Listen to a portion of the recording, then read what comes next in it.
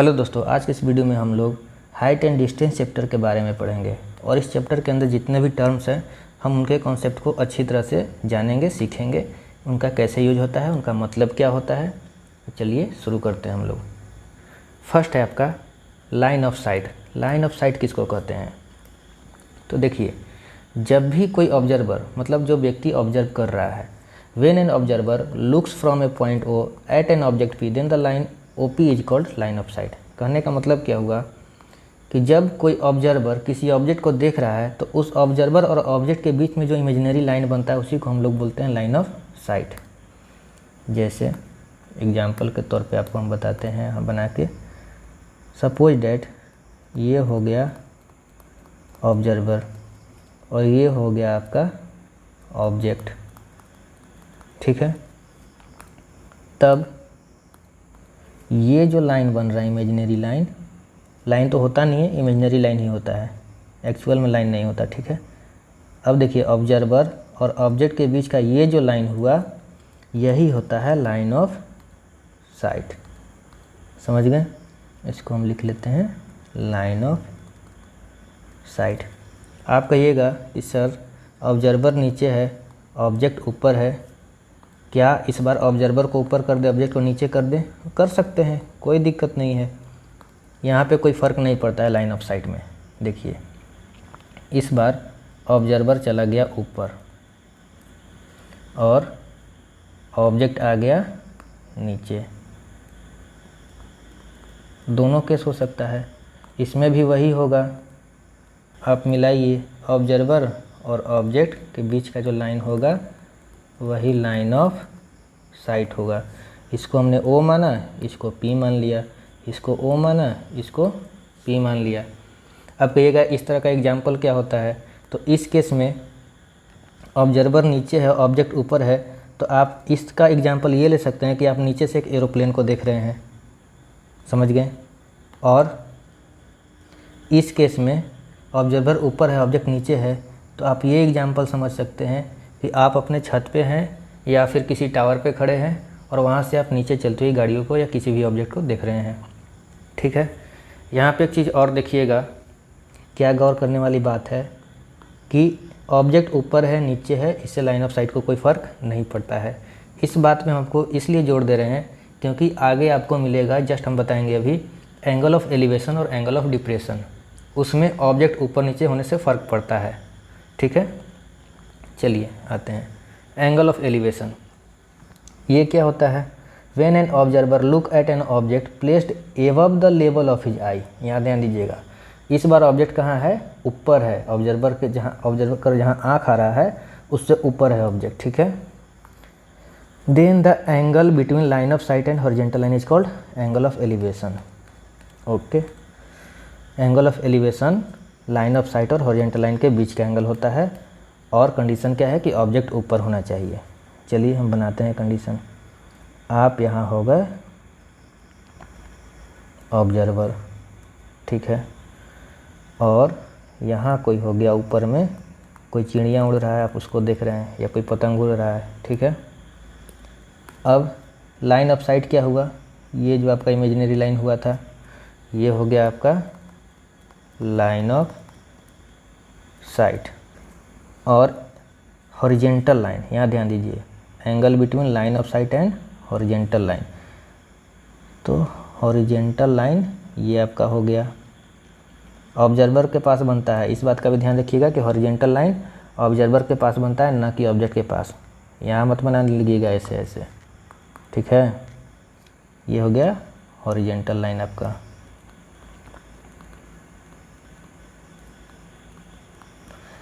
तब आपका ये जो एंगल बन रहा है लाइन ऑफ साइट और हॉरिजॉन्टल लाइन के बीच में, यही होता है आपका एंगल ऑफ एलिवेशन। इस बात को ध्यान में रखिएगा क्योंकि आपको इस चैप्टर में एंगल ऑफ एलिवेशन और एंगल ऑफ डिप्रेशन सभी क्वेश्चन में मिलेगा। अगर इसको समझ गए, क्वेश्चन आपका आसान है, क्वेश्चन में कोई दम नहीं है, ठीक है। अब एंगल ऑफ डिप्रेशन आपको बता देते हैं क्या होता है। एंगल ऑफ डिप्रेशन भी लाइन ऑफ साइट और हॉरिजॉन्टल लाइन के बीच का ही एंगल होता है। उसमें क्या होता है कि ये ऑब्जेक्ट जो है ऊपर ना होकर के नीचे होता है, यही डिफरेंस है। अगर ऑब्जेक्ट ऊपर है तब तो लाइन ऑफ साइट और हॉरिजॉन्टल लाइन के बीच का एंगल एंगल ऑफ एलिवेशन होगा, ठीक है। आइए एंगल ऑफ डिप्रेशन भी समझ लेते हैं, फिर उसके बाद एक एग्जाम्पल देख लेंगे दोनों का। When an observer look down at an object, नीचे की ओर देख रहा है मतलब ऑब्जर्वर ऊपर है, ऑब्जेक्ट नीचे है। Then angle between line of sight and horizontal line, आपको बताए थे अभी कि लाइन ऑफ साइट और हॉरिजॉन्टल लाइन के बीच का एंगल ही एंगल ऑफ एलिवेशन और एंगल ऑफ डिप्रेशन दोनों होता है। फ़र्क क्या रहता है कि एंगल ऑफ एलिवेशन में ऑब्जेक्ट ऊपर होता है और एंगल ऑफ डिप्रेशन में ऑब्जेक्ट नीचे होता है। तो चलिए ऑब्जेक्ट को हम लोग नीचे बनाते हैं। ये हो गए आप ऑब्जर्वर और आप कोई नीचे कोई वस्तु रखा हुआ है आपके छत पर से, आप उसको देख रहे हैं, तो ये हो गया ऑब्जेक्ट। अब ये जो लाइन बना ये क्या हुआ, तो ऑब्जर्वर और ऑब्जेक्ट के बीच का जो इमेजिनरी लाइन होता है उसको हम लोग बोलते हैं लाइन ऑफ साइट।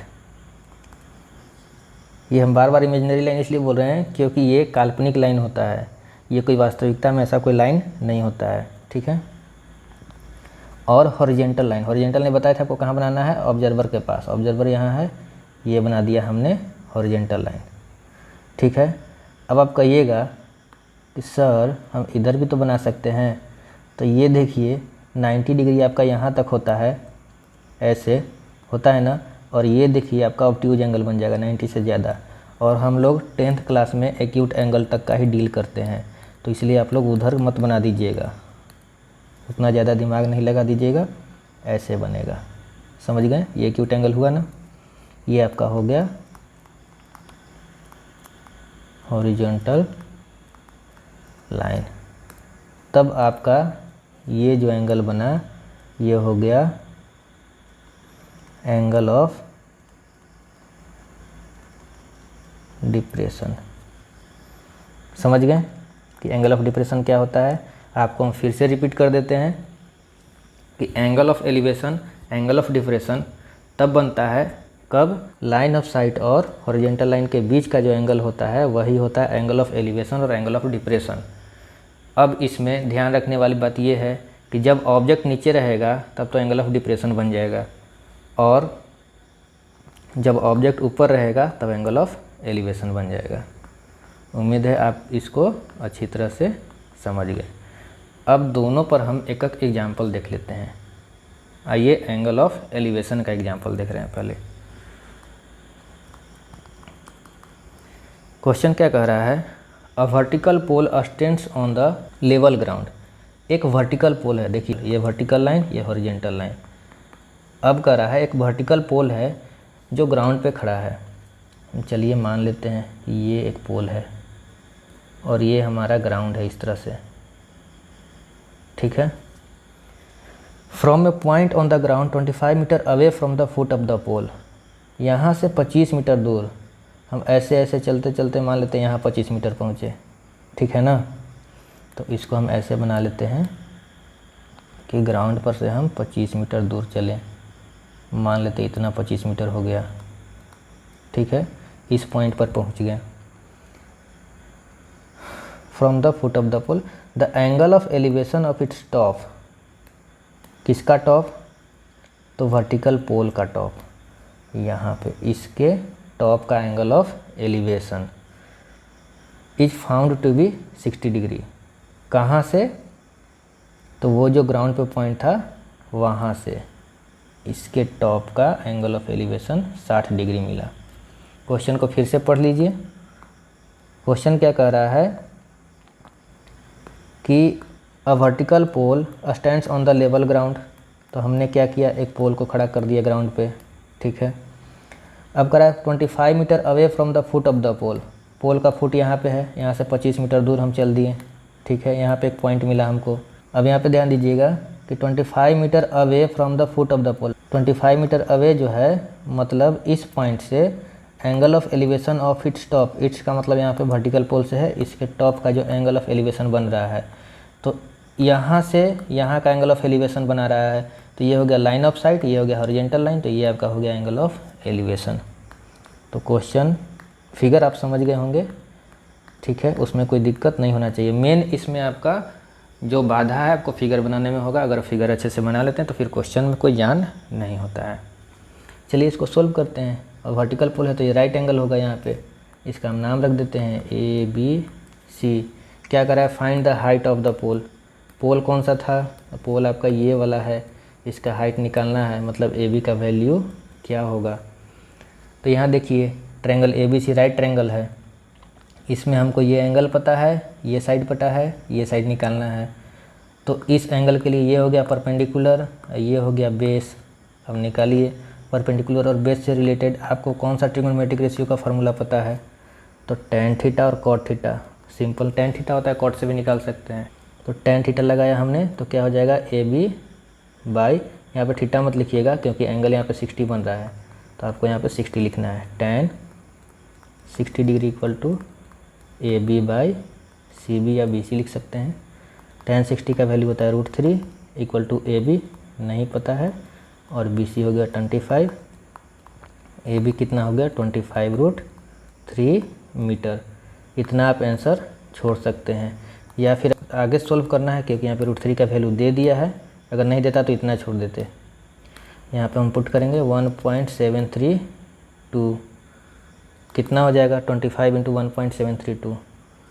तो आप जब कैलकुलेशन कीजिएगा तो ये आपका आ जाएगा 43.3 मीटर आंसर। तो ये जो हाइट हो गया 43.3 मीटर हुआ। तो उम्मीद है आप लोग फ़िलहाल एंगल ऑफ एलिवेशन और ये एग्जाम्पल से समझ गए होंगे कि क्वेश्चन कैसे बनाना है। अब आइए एंगल ऑफ डिप्रेशन के एग्जाम्पल पे। देखिए क्वेश्चन क्या है, 2 ships are approaching a lighthouse. तो सबसे पहले हम समझेंगे कि ये लाइट हाउस क्या है। तो लाइट हाउस से आपको बस इतना ही समझना है कि एक वर्टिकल होता है मीनार की तरह ऐसे। इस क्वेश्चन में आपको बस यही पहचानना है। ये जनरली आपको समुद्री या नदी के किनारे हो जाएगा। लाइट हाउस पर से लोग ऑब्जर्व करते हैं कि कौन सा शिप आ रहा है, यहाँ पे कोई शिप है, यहाँ पे कोई शिप है, यहाँ पे कोई शिप है, वो लोग ऑब्जर्व करता है। वो सब उतना हमको ध्यान देने वाली बात नहीं है। समझने वाली बात ये बस यही है कि लाइट हाउस जो है मीनार की तरह वर्टिकल होता है, ठीक है।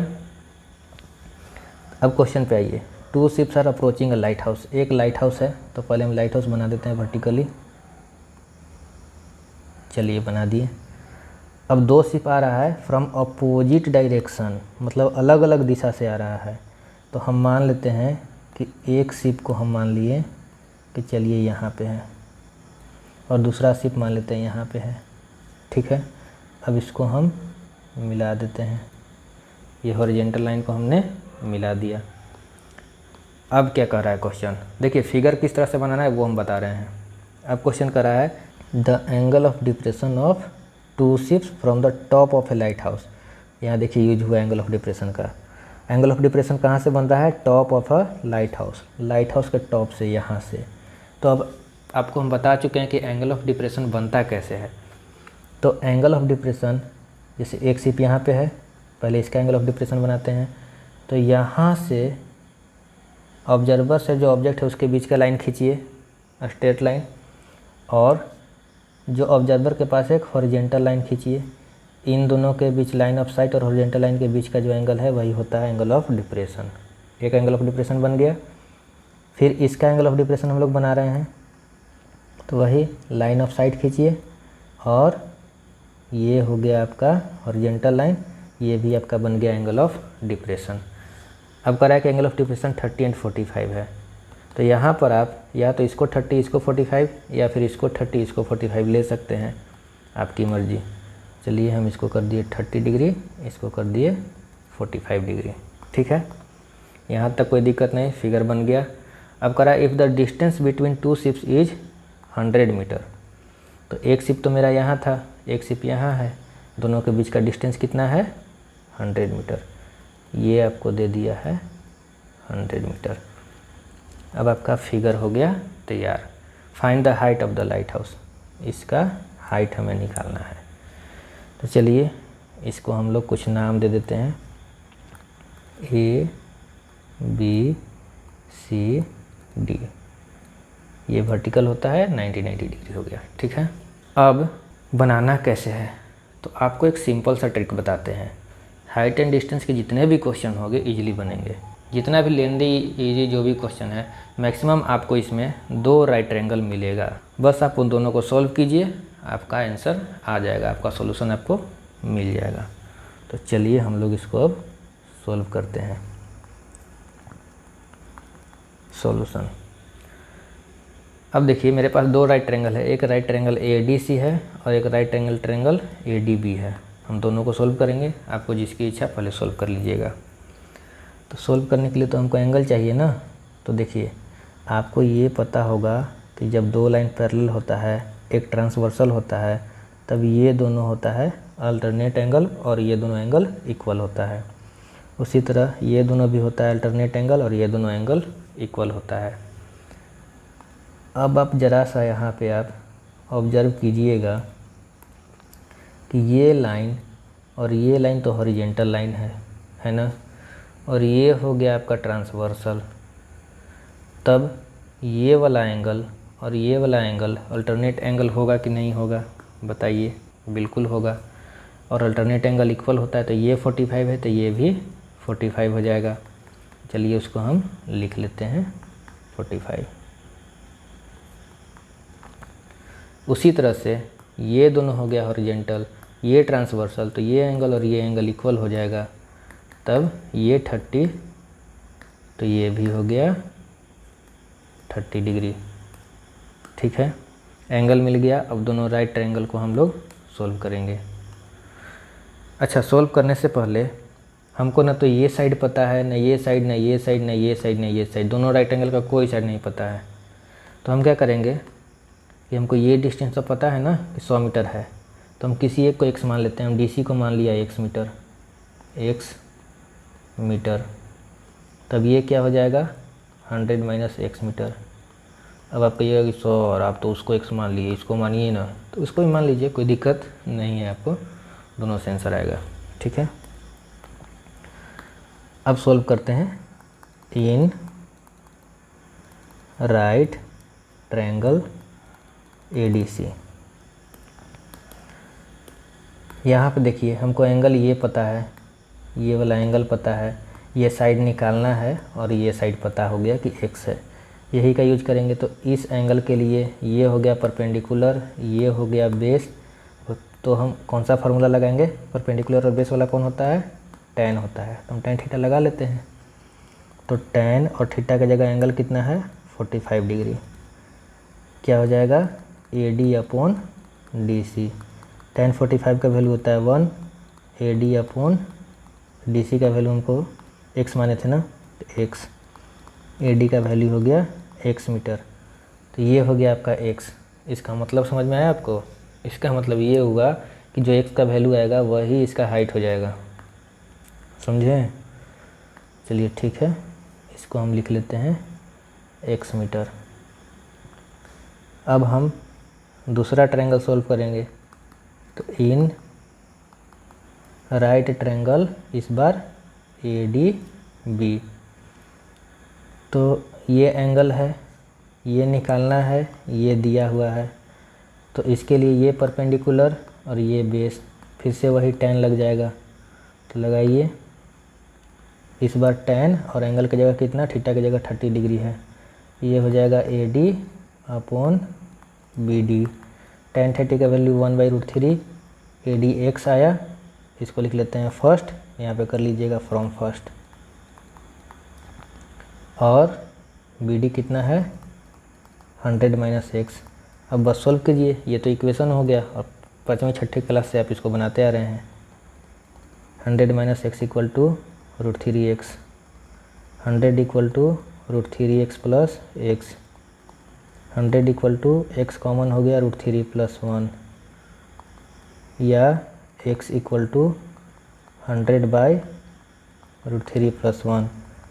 अब क्या कीजिए कि इसको रेशनलाइज कर लीजिए। तो √3 माइनस 1 से ऊपर नीचे मल्टीप्लाई, तो ये हो गया 100 इंटू √3 माइनस 1 बाई, अब देखिए ये है a plus B into a minus B के फॉर्म में। तो इसको हम क्या करेंगे a² माइनस b²। अब चलिए नेक्स्ट पेज में ही सॉल्व कर लेते हैं। ये हो गया 100 इंटू √3 - 1 बाई ये कितना है, √3 का स्क्वायर 3 हो जाएगा और 1 का स्क्वायर 1, तो 3 - 1, तो 100 इंटू √3 - 1 बाई 2, 50 बार में कट गया, ये हो गया 50 इंटू √3 - 1। अब यहाँ पे क्वेश्चन में √3 का वैल्यू दिया है, मतलब उनको यूज करना है। 1.732, 50 इंटू 1.732 - 1, ये हो गया कितना, 50 इंटू 0.732, और जब मल्टीप्लाई कीजिएगा तो ये आ जाएगा आपका 36.6 मीटर आंसर। ये किसका वैल्यू आया, x का। यहाँ देखिए x का वैल्यू निकाल रहे थे, और यही तो है आपका x ही तो है हाइट ऑफ लाइट हाउस। तो हम लिखेंगे क्या कि therefore height of lighthouse equal to 36.6 metre. ठीक है, तो आई होप आप लोग इस क्वेश्चन को अच्छे से समझ गए होंगे। एंगल ऑफ एलिवेशन समझ गए होंगे, एंगल ऑफ डिप्रेशन समझ गए होंगे। दोनों पर हम क्वेश्चन बता दिए कि किस तरह का क्वेश्चन आपको जनरली मिलता है। तो अब हम आपको दोनों का कंबाइंड क्वेश्चन एक कराते हैं, जिसमें एंगल ऑफ एलिवेशन का भी यूज हुआ है और एंगल ऑफ डिप्रेशन का भी। ये जो दोनों हम एग्जांपल आपको बताएं, इसमें तो एंगल ऑफ सिर्फ एलिवेशन यूज हुआ है, ठीक है, और ये जो दूसरा एग्जांपल है इसमें सिर्फ एंगल ऑफ डिप्रेशन यूज हुआ है। अब एक कंबाइंड आपको एग्जांपल बताते हैं, सॉल्व करते हैं, जिसमें एंगल ऑफ एलिवेशन और डिप्रेशन दोनों है। चलिए इसको हम लोग सॉल्व करते हैं। सॉल्व किया जाए। क्वेश्चन समझिएगा और फिगर बनाने का प्रयास कीजिएगा। अगर फिगर बना लिए तो आपका आधा क्वेश्चन सॉल्व हो गया। फिगर सही होना चाहिए, मेन इसमें फिगर ही है आपका, बाकी तो बस कैलकुलेशन होता है। The angle of elevation of the top of A chimney from the foot of A tower. तो यहाँ पे दो चीज़ है, एक तो टावर है और एक चिमनी है, तो हम दोनों को पहले बना लेते हैं। ठीक है, तो एक हमने टावर बना लिया और एक हमने चिमनी बना लिया। ठीक है, ये आपका टावर है, ये आपका चिमनी है। अब क्या करा है कि angle of elevation of the top of A chimney, मतलब इस चिमनी के टॉप पर एंगल ऑफ एलिवेशन बन रहा है। कहाँ से? From the foot of A tower, tower के फुट से। तो टावर ये है, इसका टॉप ये है, इसका फुट ये है, तो यहाँ से बन रहा है। ठीक है, तो यहाँ से बन रहा है एंगल ऑफ एलिवेशन। तो चलिए हम लोग एंगल ऑफ एलिवेशन बना देते हैं। यही बनेगा ना, ये आपका हो गया लाइन ऑफ साइट, ये हो गया हॉरिजॉन्टल लाइन, ऑब्जर्वर तो यही है ना। एंगल ऑफ एलिवेशन बनता है तो ऑब्जर्वर नीचे होता है, इसमें कंफ्यूज मत होइएगा कि ऑब्जर्वर यहाँ क्यों नहीं हुआ। ठीक है, ऑब्जेक्ट ऊपर होता है, ऑब्जर्वर नीचे, तब इसके और इसके बीच का एंगल हो गया आपका एंगल ऑफ एलिवेशन। और ये कितना दे दिया है? 60 डिग्री। ये फिगर आपको इतना आई होप समझ में आ गया होगा। फिर करा है कि द एंगल ऑफ डिप्रेशन, इस बार एंगल ऑफ डिप्रेशन बना रहा है। ठीक है जी, कहाँ से कहाँ पर? Of the foot of the chimney, chimney के फुट पे एंगल ऑफ डिप्रेशन बन रहा है। तो चिमनी तो ये है अपना, इसका टॉप ये है, इसका फुट ये है, मतलब यहाँ पे एंगल ऑफ डिप्रेशन बनेगा। तो चलिए बनाते हैं, यहाँ पर बनेगा एंगल ऑफ डिप्रेशन। और कहाँ से बन रहा है?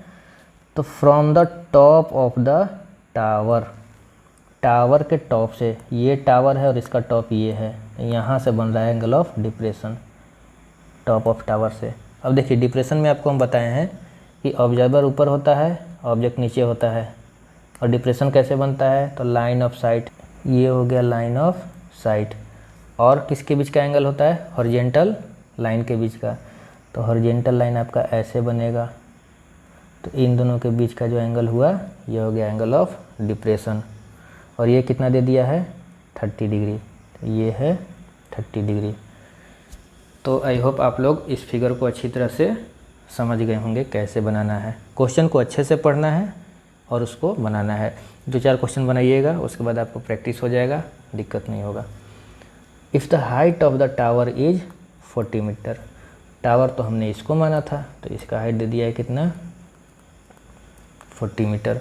Find the height of the chimney, तो ये वाला हाइट हमको फाइंड करना है, इस चिमनी का हाइट। तो ठीक है, क्वेश्चन आप लोग समझ गए, फिगर आप लोग समझ गए, ट्रिक आपको बता ही दिए कि 2 राइट ट्रायंगल बनेगा, दोनों को सोल्व कर लीजिएगा, आंसर आपके हाथ में रहेगा। चलिए ठीक है, सोल्व किया जाए। कौन कौन सा राइट ट्रायंगल बन रहा है, तो एक तो ये वाला बन रहा है क्योंकि एंगल इसी में दिया है ना। दूसरा राइट ट्रायंगल कौन सा बन रहा है, तो दूसरा बन रहा है आपका यहाँ ये ट्रायंगल बन रहा है राइट ट्रायंगल, और यहाँ पे आपका राइट एंगल बनेगा। क्यों, क्योंकि ये दोनों है हॉरिजॉन्टल लाइन, ये हो गया ट्रांसवर्सल, ये और ये हो गया अल्टरनेट एंगल, है ना। ऐसे ये दोनों अल्टरनेट एंगल, ये 30 तो ये भी 30। तो चलिए उसको हम लिख लेते हैं, ये आपका हो गया 30 डिग्री। ठीक है, तो 2 राइट ट्रायंगल हो गया। अब इसका हम कुछ नामकरण कर देते हैं, A B C D E. अब सोल्व किया जाए, किसी भी एक ट्रायंगल को उठाइए। 2 राइट ट्रायंगल आपको बता ही दिए कि एक ए बी डी बन रहा है और एक बी डी सी या सी डी भी बन रहा है। ठीक है, तो बनाते हैं in right triangle A B D. अब समझिएगा इसमें क्या यूज होगा, साइन कॉस टैन में से। तो ये राइट ट्रायंगल है, ये एंगल हो गया, ये 40 मीटर दिया है और हमें निकालना है ये, तो उसके लिए हमको ज़रूरत पड़ेगा इसका, क्योंकि ये यूज होगा इस ट्रायंगल में। समझ में आ रहा है बात। तो हमको इस ट्रायंगल में इसका और ये एंगल है, तो इस एंगल के लिए ये परपेंडिकुलर, ये बेस। तो परपेंडिकुलर बेस वाला कौन सा फार्मूला है, तो टैन का होता है। तो लिख लेते हैं हम, टैन थीटा लगाएंगे। और एंगल कितना है, तो एंगल इसमें 30 है, इस राइट ट्रायंगल में ये 30 डिग्री है। तो यहाँ पे हम कर लेंगे टैन 30 डिग्री इक्वल टू क्या हो जाएगा, A B upon B D. चलिए इतना समझ गए, अब बस सोल्व कीजिए। टैन 30 का वैल्यू 1/√3, ए बी 40 दे ही दिया है, बी डी नहीं मालूम तो क्या हुआ, यहाँ से तो मालूम चल ही गया ना, 40√3 मीटर। तो ये आपका हो गया 40√3 मीटर। ठीक है, अब दूसरा राइट ट्रायंगल सोल्व कीजिए। चलिए सोल्व कर लेते हैं हम लोग। In right triangle B D C, इसमें आ जाइए। तो इसमें क्या है, ये एंगल है, ये हमको पता चल गया है और ये निकालना है। तो फिर से वही ये यूज हुआ, इस एंगल के लिए परपेंडिकुलर, ये बेस, मतलब क्या यूज होगा, टैन। आप कॉट भी यूज कर सकते हैं, उसमें भी बेस अपन परपेंडिकुलर का फार्मूला रहता है। चलिए हम टैन यूज कर रहे हैं। तो टैन एंगल कितना है, 60 डिग्री, ये हो गया C D upon B D. Tan 60 का वैल्यू √3, सी डी तो हमें निकालना ही है और बी डी हम अभी निकाले हैं 40√3। तो सी डी क्या हो जाएगा, √3 × 40√3 मीटर। तो सी डी का वैल्यू कितना आ जाएगा, 40 × √3 × √3 3 हो जाता है, 120 मीटर आंसर। तो ये जो हाइट हुआ ये 120 मीटर आया चिमनी का हाइट। तो आई होप आप लोग इसका भी फिगर अच्छे से समझ गए होंगे और इसका जो सॉल्यूशन बनाया है वो भी आप अच्छे से समझ गए होंगे। तो मेनली आपको क्वेश्चन यही रहता है एंगल ऑफ एलिवेशन और एंगल ऑफ डिप्रेशन पे। एक तरह का और आपको क्वेश्चन मिलता है, वो होता है सन्स अल्टीट्यूड पे, सूर्य के अल्टीट्यूड पे क्वेश्चन बेस्ड होता है। चलिए उसको भी हम लोग पहले कॉन्सेप्ट समझ लेते हैं, फिर आगे क्वेश्चन भी डील कर लेंगे। तो देखिए सन्स अल्टीट्यूड, सन्स अल्टीट्यूड किसको कहेंगे, तो the angle of elevation of the sun from the earth is called sun's altitude. कहने का मतलब कहीं भी क्वेश्चन में अगर सन्स अल्टीट्यूड लिखा हुआ है, इसका मतलब है कि अर्थ से, अर्थ का मतलब जो ग्राउंड है, ठीक है, ग्राउंड से सन का एंगल ऑफ एलिवेशन जो होगा वही सन्स अल्टीट्यूड होगा। जैसे ये ग्राउंड है, ये ग्राउंड की इस पॉइंट पे हम खड़े हैं, अगर सन यहाँ पे है तब सन्स अल्टीट्यूड क्या होगा, ये एंगल ऑफ एलिवेशन। समझ गए। अगर सन सपोज डेट यहाँ आ गया, तब सन्स अल्टीट्यूड क्या होगा, ये एंगल ऑफ एलिवेशन को हम सन्स अल्टीट्यूड कहेंगे। समझ गए बात? तो यही मेन इसका कॉन्सेप्ट है सन्स अल्टीट्यूड का। अब आते हैं क्वेश्चन पे, चलिए सॉल्व करते हैं। क्वेश्चन कर रहा है a tower is 50 metre high. तो टावर वर्ड यूज हुआ है, तो टावर कैसा होता है, वर्टिकल। तो हम लोग एक टावर पहले बना लेते हैं। ये हमने टावर बना लिया और इसका हाइट आपको दे दिया है 50 मीटर। ये हो गया आपका ग्राउंड। आगे कह रहा है its shadow is x metre shorter, x metre छोटा हो गया। कब? जब सन का अल्टीट्यूड 45 डिग्री हो गया 30 डिग्री से।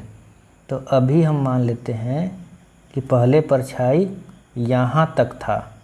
कब? जब सन था 30 डिग्री। ठीक है, अब जो परछाई है वो आ गया यहाँ तक। कब? जब सन का अल्टीट्यूड हो गया 45 डिग्री।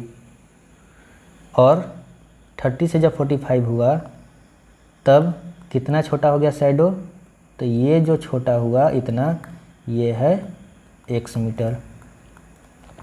क्वेश्चन समझ में आया?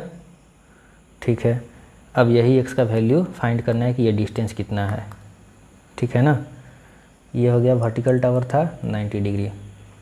अब इसका नामकरण कर देते हैं A B C। अब इसको सोल्व कैसे किया जाए, तो एज यूजुअल जो आपको हम बताए हैं, दो राइट ट्रायंगल बनेगा, दोनों को सोल्व कीजिए, आंसर आपके हाथ में। एक राइट ट्रायंगल तो ये है और दूसरा राइट ट्रायंगल आपका ये है। तो चलिए छोटा वाला से शुरुआत करते हैं हम लोग। इन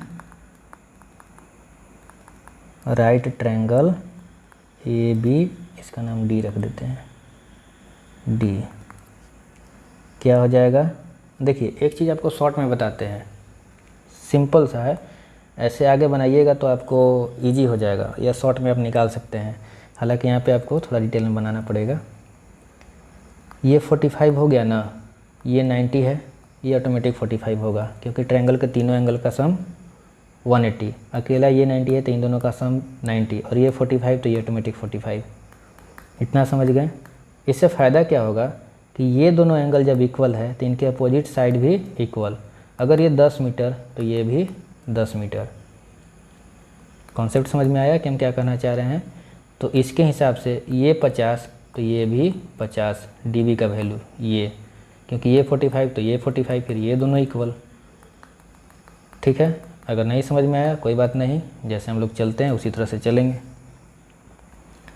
ये एंगल है, ये साइड यूज हुआ है, ये साइड भी यूज होगा। इस एंगल के लिए ये परपेंडिकुलर, ये बेस, और परपेंडिकुलर और बेस का फॉर्मूला क्या किस में आता है, तो tan में। तो tan और एंगल कितना है, ट्रायंगल ABD में 45। ये हो गया AB अपॉन DB, यहाँ से भी DB का वैल्यू वही आएगा 50 मीटर ही। tan 45 1 होता है, AB है 50 मीटर, DB नहीं पता, क्रॉस मल्टीप्लाई कीजिए, आ गया ना, समझ गए? अब आते हैं दूसरा राइट ट्रायंगल में, इसको हम लिख लेते हैं 50 metre. In right triangle ABC, तो ABC में कौन सा फार्मूला, तो इस एंगल के लिए ये हमको पता है और इसका यूज करना है, तो फिर से वही परपेंडिकुलर और बेस लग रहेगा, तो क्या हो जाएगा, tan का यूज होगा।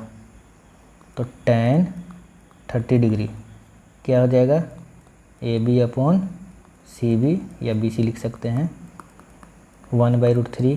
AB 50 है और BC कितना है, x प्लस 50, ये डिस्टेंस x प्लस ये 50, टोटल x प्लस 50 हो गया यहाँ से यहाँ तक। अब क्रॉस मल्टीप्लाई कीजिए, तो x प्लस 50 इक्वल टू 50√3, तो x इक्वल टू क्या हो गया, 50√3 minus 50, x equal to 50 common, √3 minus 1, 50 into यहाँ √3 का वैल्यू दे दिया है, तो कितना लिखेंगे, 1.732 minus 1, 50 into 0.732 equal to 36.6 metre. तो आई होप आप लोग इस क्वेश्चन को भी अच्छे से समझ गए होंगे। चलिए अब इसका लास्ट क्वेश्चन देख लेते हैं इस वीडियो का। उसके बाद आपको हम एनसीईआरटी का नेक्स्ट वीडियो में एग्जाम्पल बताएंगे पहले, और उसके बाद फिर एक्सरसाइज का क्वेश्चन डील करेंगे। आ जाइए। तो क्वेश्चन कर रहा है कि the shadow of a tower standing on a level ground is found to be 30 metre longer when its sun altitude is 30 degree when it was 60 degree. मतलब पहले तो एक टावर है, तो हम टावर बना लेते हैं। चलिए जी, हमने एक टावर बना लिया, ये ग्राउंड पे है, ठीक है। अच्छा, एक चीज़ आपको बता देते हैं, ये 2 एंगल है। अब बताइए 30 कहाँ होगा, 60 कहाँ होगा? यहाँ 60 यहाँ 30 होगा, या फिर यहाँ 30 यहाँ 60 होगा। ये बहुत ज़रूरी कॉन्सेप्ट है, क्योंकि आगे क्वेश्चन में आपको इस तरह का मिलेगा और कंफ्यूज हो जाइएगा, फिर बनेगा नहीं, आप गलती कर बैठिएगा। अगर आप समझ गए, जानते हैं तो अच्छी बात है, नहीं तो देखिए, जैसे जैसे आप 90 डिग्री की ओर बढ़िएगा आपका एंगल इंक्रीज होते जाएगा। जैसे ये 90 डिग्री है, यहाँ से ऐसे बढ़ें ये कुछ होगा, फिर ऐसे बढ़ेंगे ऐसे बढ़ेंगे। देखिए तो ये जो है इंक्लाइनेशन एंगल का बढ़ता जा रहा है 90 की ओर जाने पर, और 90 से दूर भागने पर छोटा होता जाएगा। तो इस हिसाब से 90 की ओर बढ़ रहे हैं तो ये बड़ा एंगल 60 यहाँ पे आ जाएगा और छोटा एंगल 30 यहाँ पे। 2 एंगल यूज है 60 30, तो हम दोनों एंगल पहले बना लेते हैं। अब बताइए 60 कहाँ होगा? जाहिर सी बात है यहाँ पे होगा, और 30 कहाँ होगा? दूर वाले में होगा। अगर आप वो कॉन्सेप्ट नहीं समझते तो आप यहाँ 30 कर देते, यहाँ 60 कर देते, जो कि बिल्कुल ही गलत हो जाता। ठीक है, हमने दोनों एंगल बना लिया। अब कह रहा है कि 30 मीटर ज़्यादा पाता है वो, 30 metre longer when the sun's altitude is 30 degree. ठीक है, व्हेन इट वाज 60, मतलब जब 60 पे जितना है ना, 60 पे जितना उसका परछाई का लेंथ है, जितना उसका शैडो का लेंथ है, तो जब वो 60 से अल्टीट्यूड 30 हो जाता है तब उसके शैडो का लेंथ 30 मीटर बढ़ जाता है, 30 मीटर लॉन्गर हो जाता है। मतलब ये जो लेंथ हुआ ये 30 मीटर बढ़ गया। समझ में आया क्वेश्चन? पहले 60 डिग्री अल्टीट्यूड था तो कुछ इसका लेंथ होगा, नहीं मालूम तो x मान लीजिए, ठीक है, जो भी लेंथ हो। अब कह रहा है 60 से इसका अल्टीट्यूड घट करके 30 हो गया, तब इसका परछाई 30 मीटर और लॉन्गर हो गया, मतलब 30 मीटर और बढ़ गया, 30 मीटर और लंबा हो गया। तो फिगर आप लोग समझ गए होंगे, ठीक है।